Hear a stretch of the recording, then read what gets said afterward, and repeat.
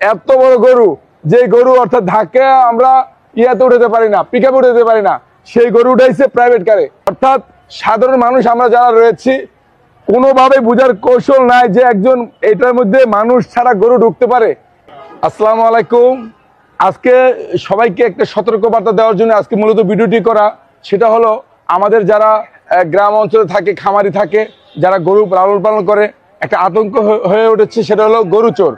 আর এই গরু চোরের কারণে কিন্তু অনেক খামারি বা অনেক প্রান্তিক কৃষক তারা কিন্তু ক্ষতিগ্রস্ত হচ্ছে। গতকাল রাত্রে সেম একটা ঘটনা ঘটেছে, সেটা হলো যে শ্রীনগর থানাধীন হাসরা ইউনিয়ন এলাকা থেকে একটা গরু চুরি হয়েছে।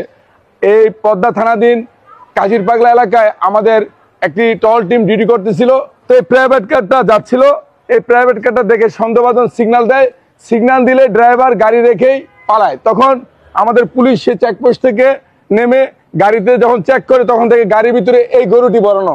সাধারণত আমরা জানি কিন্তু প্রাইভেট কারে মানুষ উঠে বা আপনি গিয়ে বাচ্চা কাচ্চা এইরকম, কিন্তু প্রাইভেট কারে যে এত বড় গরু উঠতে পারে এটা কিন্তু অবিশ্বাস্যজনক।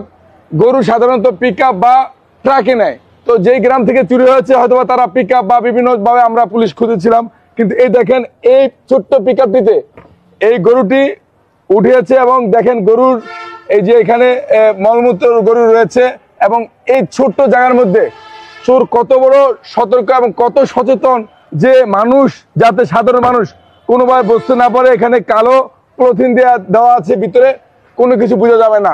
অর্থাৎ সাধারণ মানুষ আমরা যারা রয়েছি কোনোভাবে বুঝার কৌশল নাই যে একজন এটার মধ্যে মানুষ ছাড়া গরু ঢুকতে পারে, এটা কোনো মতে বিশ্বাস করার মতো না। তাই রাত্রিকালীন আমরা যেমন পুলিশ সতর্ক থাকি যে পিক আপে চোরাই গরু যেতে পারে, কিন্তু এই প্রাইভেট কারও যে চোরাই গরু যেতে পারে কালকে ধারণাটা বদলে দিয়েছে। এত বড় গরু, যে গরু অর্থাৎ ধাক্কা আমরা ইয়াতে উঠাতে পারি না, পিক আপে উঠাতে পারি না, সেই গরু উঠাইছে প্রাইভেট কারে। এবং এই প্রাইভেট কারে ড্রাইভার পুলিশের যখন চেকপোস্ট দেখেছে তখন পালিয়ে গেছে। এই যে মূল মালিকের ছেলে রয়েছে, মালিক যখন